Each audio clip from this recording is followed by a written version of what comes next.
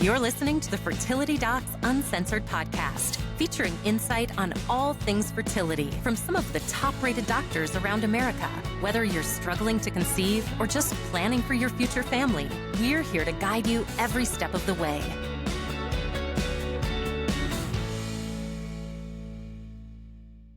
Hi, everyone. We're back with another episode of Fertility Docs Uncensored. I'm one of your hosts, Dr. Abby Eblin from National Fertility. Today, I'm joined by Susan Hudson of Texas Fertility Center. Hello. And Carrie Bedient from the Fertility Center of Las Vegas. Hey. And I forgot to add that they're quintessential queens. I forgot my adjectives, but we were talking about that before, and I think we all fit the bill for that. Absolutely. 100%.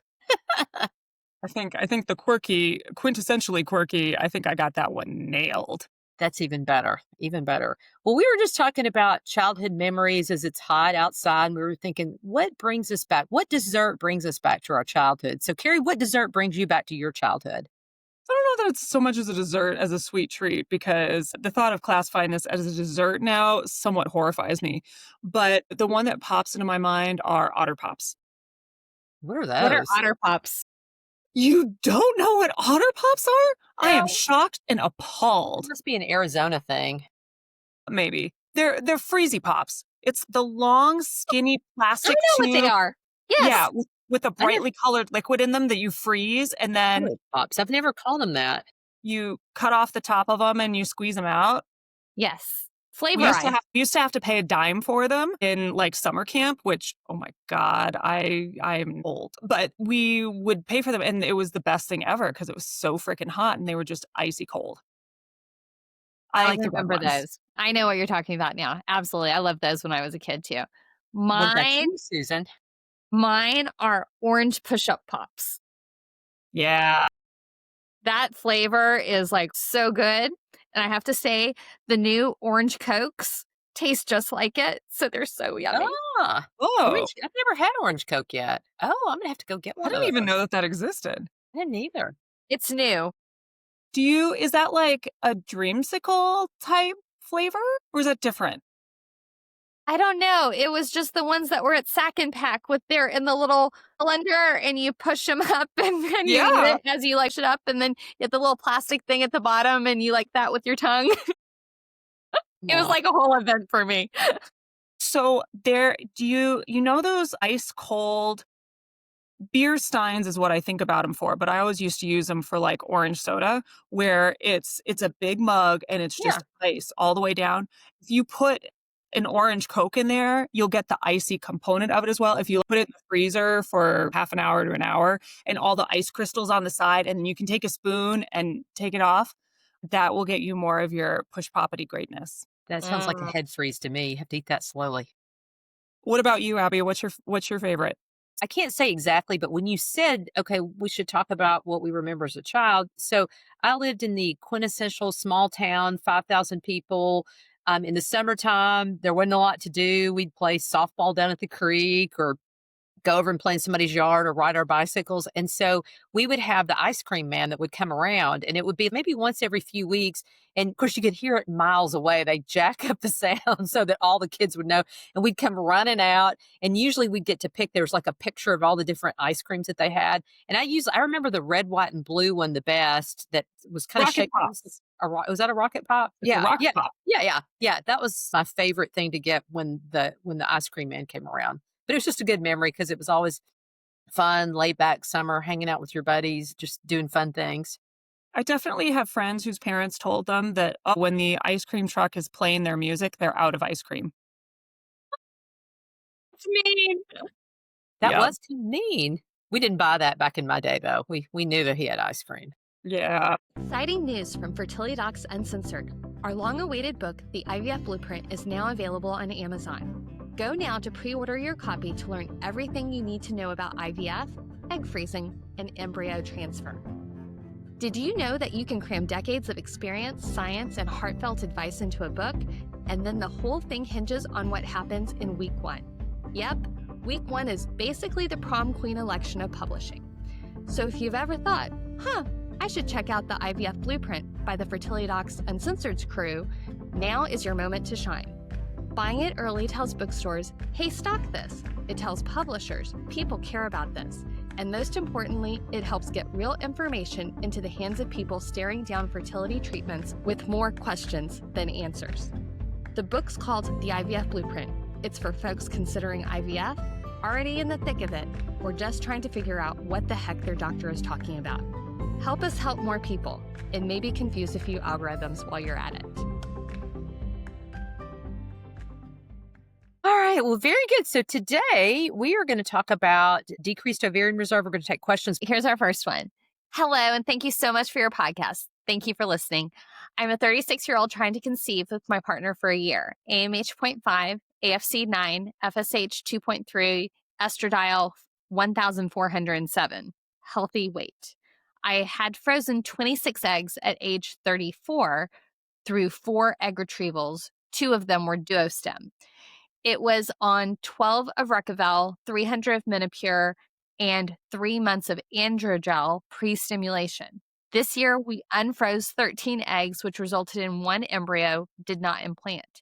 We then did another IVF cycle with fresh eggs and meds and raised to 15 of Recavel and 375 of Minipure, Androgel again. This resulted in 1 egg, no embryo. Eggs fertilized, but things go down day 3 to 5, according to my doc. Full DOR testing complete, no causes found. My partner's spermogram is good and DNA fragmentation is okay. We want 2 kids. What should we do from here? So for our listeners, first of all, this is someone who is listening to us from overseas. That's why the medications are a little bit different than what we normally talk about. But the concepts of what we're looking at here are very similar. So Androgel is a testosterone pretreatment. I personally haven't found a whole lot of use for this. I haven't found a negative impact, but don't see it as being super helpful. And so that's something that may or may not make an impact. At this point, it's how much physical and emotional effort are you wanting to put into this? And at what point do you or do you not want to consider egg donation? Because it sounds like you still have half the eggs that are frozen that may or may not turn into an embryo. Going to get more eggs is not necessarily something that's going to be particularly easy. There are differences in the way that other countries do stims and their embryology labs and what they put focus on. And so that's something that may or may not play into your decision making. And there's also a lot of differences in how other countries view egg donation. And the counseling you may be getting at home might be very different than what we would give here, just because the laws are very different and the access is very different. If the goal and the ability is to keep going for your own eggs, I think you may do that. I don't know that the really high doses of meds make a difference for you. We typically go for that first because the goal is let's max out what we have, give absolute support to everything. But if you only made 1 egg this last time, you may be able to get by with just Clomid and a little bit of the Recavel or FSH or a little bit of Minipure or both, rather than doing these really high doses. So that's something to consider if you have access. If you know that you've got a bunch more cycles that are covered, then maybe better to go with a real low stim because the higher ones aren't making a difference anyway. So that's something to think about. Suggest some repeat ovarian reserve testing because essentially your FSH was low and your estradiol was high, which means I can't trust that FSH level. Essentially, the brain and the ovary work on a feedback loop. So when one is talking loudly, the other one is generally quiet. So if you have a functional follicle or cyst on your ovary, which looks like probably happened when you had your labs drawn, you have a high estrogen level, which means I really can't tell you what your FSH level is. Now, FSH is not as in vogue as AMH, but what I can say is I don't think most people make any absolutes based on an AMH. That gives us an idea of quantity and that time is important and those types of things.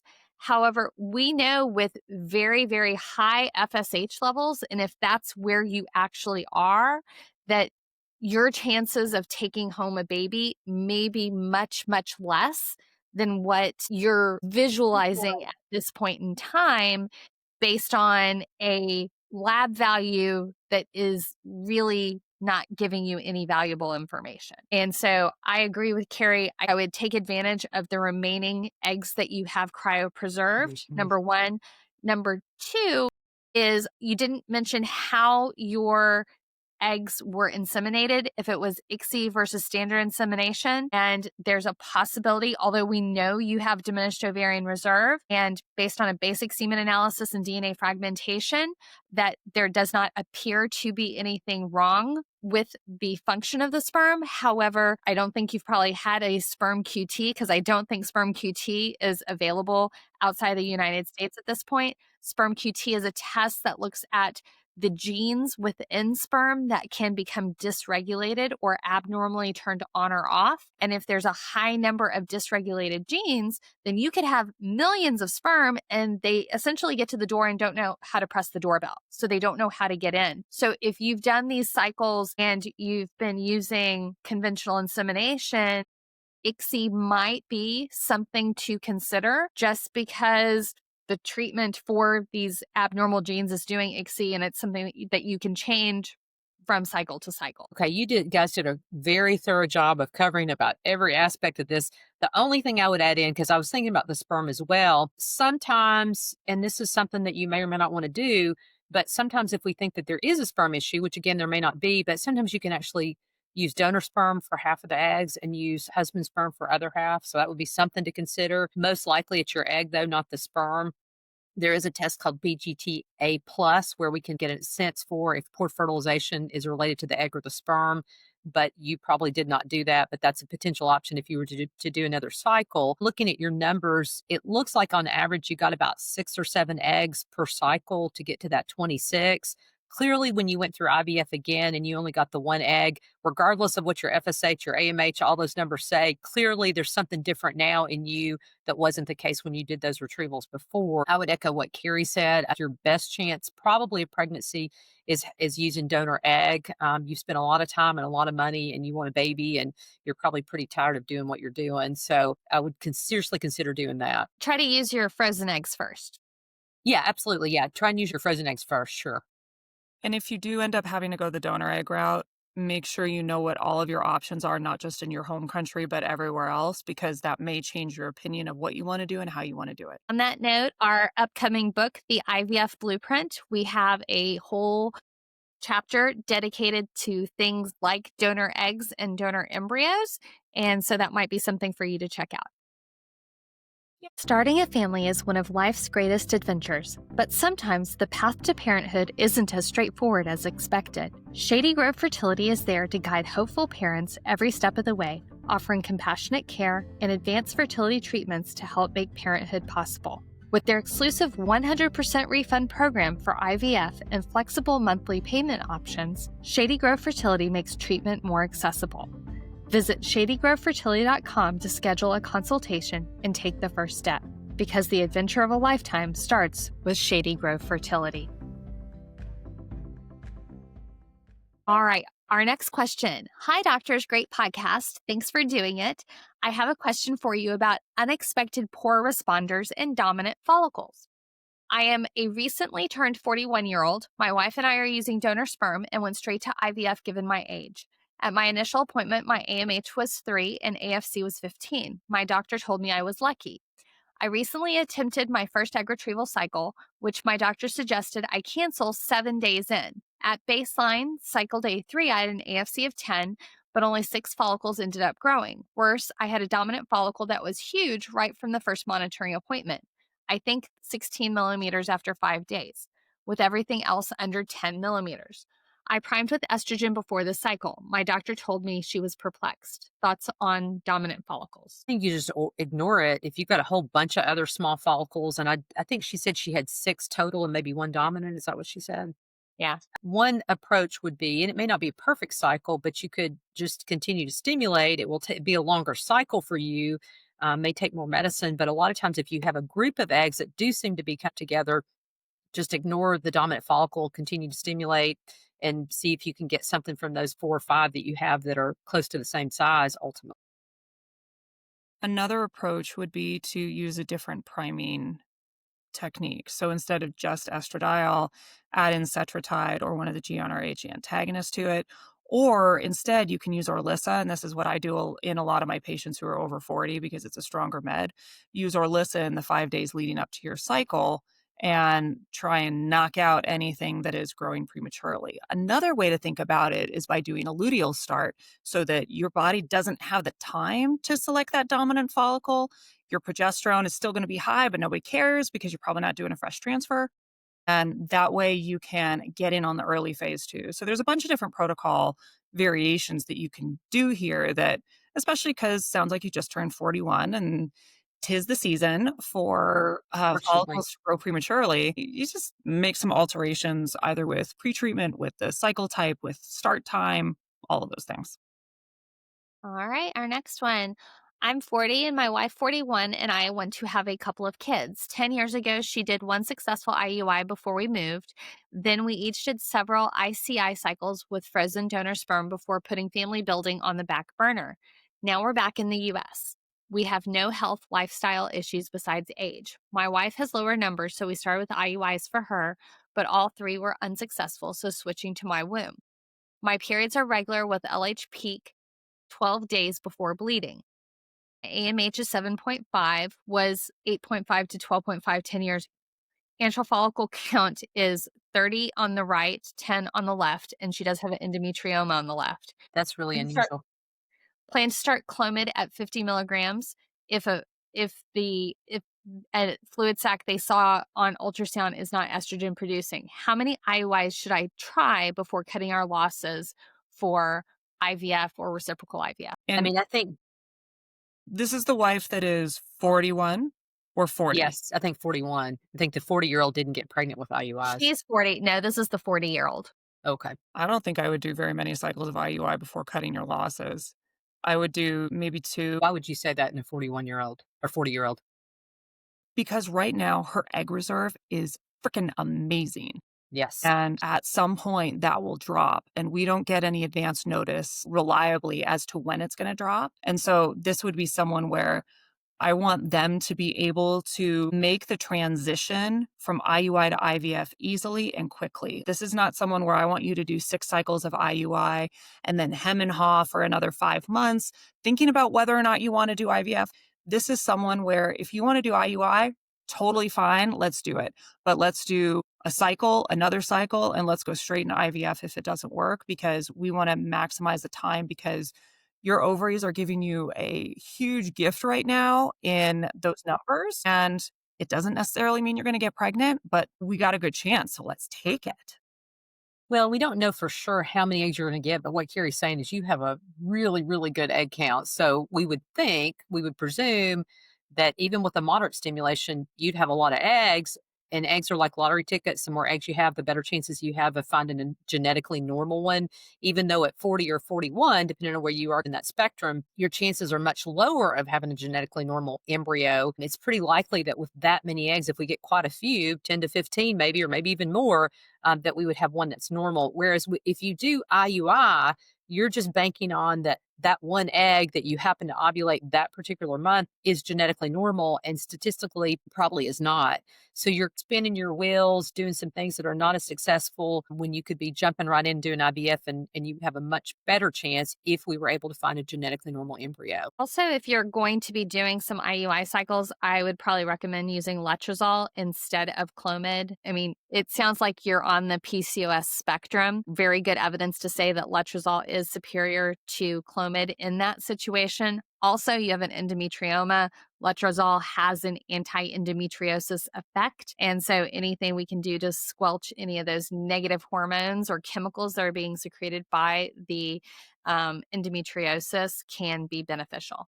The other thing to consider with endometriosis, and I don't know if you ladies find the same thing, I'm more than happy to start my patients with endometriosis in an IUI cycle, especially if we know that their tubes are open. But I find far more often we end up in IVF for endo patients. It's because of the hormonal environment that they're in. It's because of a higher likelihood of structural issues.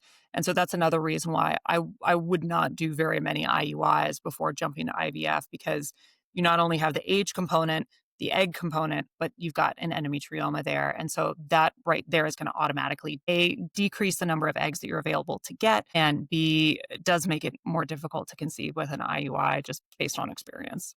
Agreed. All right. Our next one. Hello, I'm 39, AMH of 1.59, diagnosed with unexplained infertility. My husband's semen analysis was normal. We had 4 egg retrievals and haven't been able to get a euploid embryo. The Mm. numbers for cycles vary, but it's been anywhere from 2 to 8 eggs. I've been labeled a poor responder to meds and tried various protocols. And at most, 1 blastocyst per cycle. But all blastocysts have had chromosome abnormalities when we've done PGT testing. My question is, would you recommend any additional testing for either myself or my husband? Example, DNA fragmentation tests, sperm aneuploidy test, etc. My doctor's telling me it's just luck of the draw and it's almost certainly an issue with my eggs versus the sperm, chalking it up to advanced maternal age. What do you guys think about that unexplained infertility diagnosis? So you have diminished It's ovarian explained. reserve. It is explained. So, unexplained means there is no identifiable factor at this point. Understand that IVF is not only therapeutic in that we're helping you try to achieve pregnancy, but it's also diagnostic. So it is a diagnosis tool. And based on your response, you have diminished ovarian reserve. Now, this isn't necessarily testing I would do, but if you haven't tried any growth hormone or omnitrope during your stimulation, I would probably recommend that. It's not a miracle cure, but I have had people who have had poor responses. I don't tend to get more eggs or embryos, but I tend to get better quality eggs and embryos and more chromosomally normal embryos if it's going to have an impact. It's not 100%. I definitely have had people that I thought were going to respond that didn't, but I've also had some amazing success rates with it as well. Agree to all of the above. Yes. Okay. Our next question is, what can I do besides IVF to get pregnant after chemotherapy? I am 40, nearly 41. My husband is 44. I was diagnosed with diminished ovarian reserve, and my husband was diagnosed with teratozospermia, which means abnormally shaped sperm. IUI was unsuccessful. I responded well to letrozole, but no pregnancy. Unfortunately, my insurance does not cover fertility preservation and covers 0 fertility treatments now. REI has recommended IVF, but we cannot afford it. The reality for most people in the US is that cost is a true barrier to fertility treatments.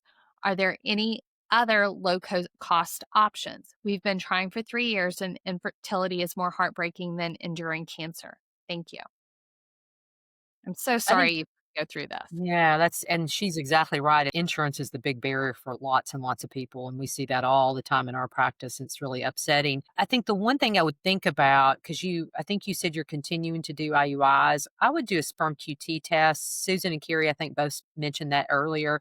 Basically, that would just tell us if the sperm is capable of binding to and penetrating the egg. If you're ovulating every month, you're making an egg every month. And granted, at 40, it's less likely that you would get pregnant every month as opposed to somebody that's 35 or younger. But still, I would check the sperm out just to see if this is a reasonable option for you guys to continue. Because if his sperm can't bind to and penetrate the egg well, then you may just say you don't want to do this anymore and even consider something like donor egg or donor embryo at some point. Or probably not donor egg, but donor embryo would be less expensive than donor egg. That's actually what I was thinking too, is that donor embryo. So one thought is if the sperm QT is good, considering an ITI, which is definitely more expensive than an IUI because that That is catheter what's an ITI, Carrie? an ITI is an intratubal insemination, which is instead of an intrauterine insemination that places the sperm in the center of the uterus to let it swim and find the tubal opening on its own. The ITI goes up higher, goes much closer to the opening and blocks the sperm in that corner. And so it's got a higher likelihood of at least getting into the tube. Now, whether it inseminates and embryo grows and implants is up to the body, but it at least opens that up. So that's one option. Another option is, like Abby said, embryo donation. And that's actually what popped into my head first, because oftentimes you can get an embryo donated at much, much lower prices so that the cost is less of a barrier there. Now, embryo donation that's a full episode in and of itself because the nuances of that, but that may be a plan that you guys find beneficial. Hey, Carrie, what's the cost of intratubal insemination? I know we talked about that a while ago, but I can't remember what the cost because it's not cheap either, though. I mean, it's not thousands of dollars like egg donation, but it's not entirely cheap. It's still at least a couple $1,000s because it takes more time to do, and the catheter is much more involved than just a basic IUI catheter. And so one thing is that they only recommend doing 1 or 2 because if you're going to be successful, you hit it in the first 1 or 2. So that does offset it a little bit because I think it trades some of the timing and the frustration with shortening that down, and it makes the total amount you spend maybe more of the same. It narrows it down. Something to think about. Other thing to think about is applying for some grants and make sure you tell your whole story. We had an episode probably about 6 months ago all about how to apply for grants. I would go and listen to that episode and really tell your story about your journey with cancer and where your struggles are now, because I think that your story is one that resonates with a lot of grant foundation. And if you consider doing something like embryo donation and tried getting a grant, there's a reasonable chance you might get the majority of that covered. Agreed. Okay, one more. Let's do it. I'm 41 and diagnosed with DOR and no cycle for a year after getting off hormonal birth control. Was on it for 15 years. I went to 2 fertility specialists and they both said I wouldn't be able to conceive with my own eggs. Even if I tried IVF to ovulate, the percentage is 5% of working. Looking for guidance on changes I need to make. I've started acupuncture back in October and have already noticed a difference. Don't want to lose hope, but would love to conceive naturally.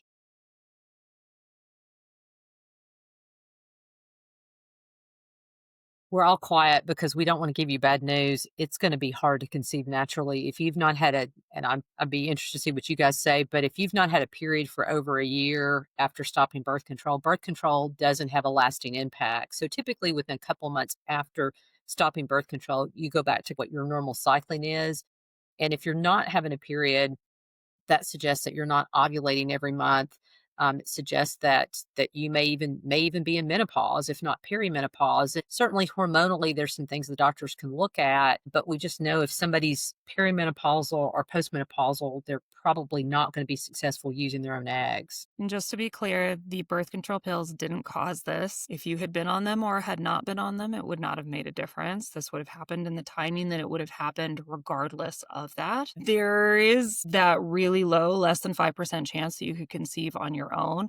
That typically is not significantly changed whether or not you do IVF. And so this is a case where potentially just letting it ride on your own may be helpful. Sometimes we'll give patients just a little bit of low dose estrogen continuously. Number one, that fights off some of the symptoms of menopause and helps you get through the day a little bit better without having nasty hot flashes. But also it can suppress your FSH levels. And so it gives them a better opportunity to show the follicles the changes that they need to see in order to get them to grow. And so sometimes by putting people on estrogen therapy with appropriately timed progesterone, not all the time, just intervals throughout the month, cyclic, that can help somebody to ovulate. And so that's a thought as well that may be helpful for you. I totally agree with Abby and Carrie. We're all concerned about your chances of success.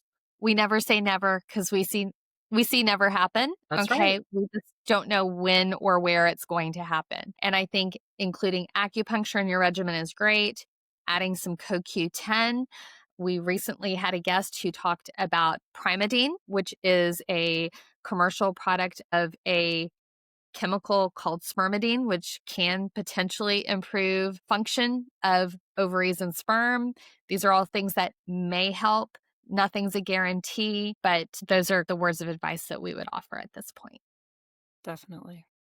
All right. Well, this has been a great episode. Any final thoughts that you guys have? Keep the faith, get emotional support if you need it. This stuff's big. Yes. All right. Well, to our audience, thanks for listening and subscribe to Apple Podcast to have next Tuesday's episode pop up automatically for you. Be sure to subscribe to YouTube. That really helps us spread reliable information so that we can help as many people as possible. Visit fertilitydocsuncensored.com to submit questions and sign up for our email list. Keep an eye out for our book being released September 23rd. It's coming up. Yeah. Check out our Instagram and TikTok for quick hits of fertility tips between weekly episodes. As always, this podcast is intended for entertainment and is not a substitute for medical advice from your own physician. Subscribe, sign up for emails, and we'll talk to you soon. Bye. Bye.